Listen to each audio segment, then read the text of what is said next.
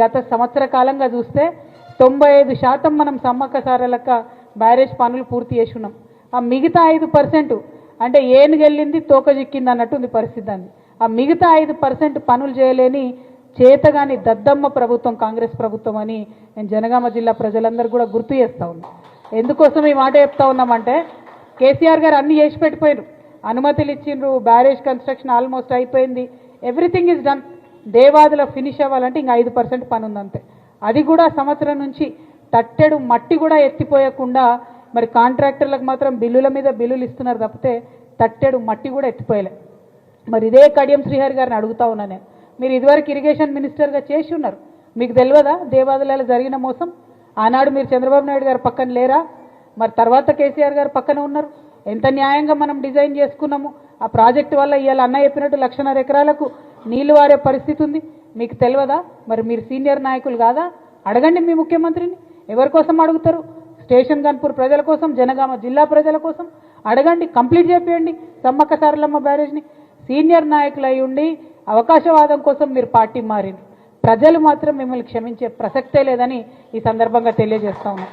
మీరు పార్టీ మారినరు, అక్కడ ఉన్నారు. ఇప్పుడు ఉన్నప్పుడు కనీసం ప్రజలకు పనికొచ్చే పనన్నా చేయండి. ఈ బ్యారేజ్ ఫినిష్ చేయండి. ఇంతకుముందు రాజన్న గారు ఛాలెంజ్ చేసినట్టు పోయి ఏం లాభం? ఒక్క సంవత్సరం నుంచి ₹1 దేకపోతే ఏం లాభం ఉంటుంది?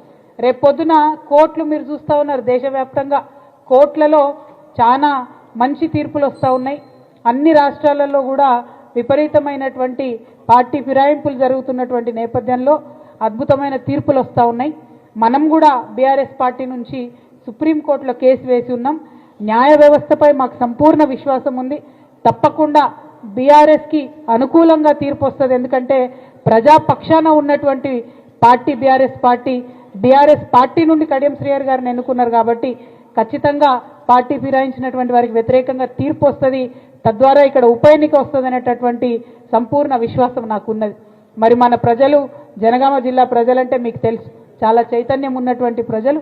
ఖచ్చితంగా ఉప ఎన్నిక వస్తే 100% స్టేషన్ గన్పూర్లో మళ్ళీ గులాబీ జెండానే ఎగురుతుందని చెప్పి ఈ సందర్భంగా నేను తెలియజేస్తా ఉన్నాను.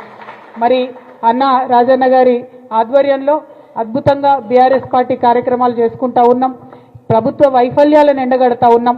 ముఖ్యంగా ఏదైతే మహిళలకు ఈ ప్రభుత్వం ఇచ్చి 2,500 ఇస్తా అని చెప్పిందో అది ఇవ్వకుండా మహిళల్ని వేధిస్తున్నటువంటి పరిస్థితి, స్కూటీలు ఇవ్వకుండా మహిళల్ని వేధిస్తున్నటువంటి పరిస్థితి, ఇవన్నీ ఒక పక్క అయితే కనీసం శాంతి భద్రతల మీద కూడా పట్టులేనటువంటి పరిస్థితి.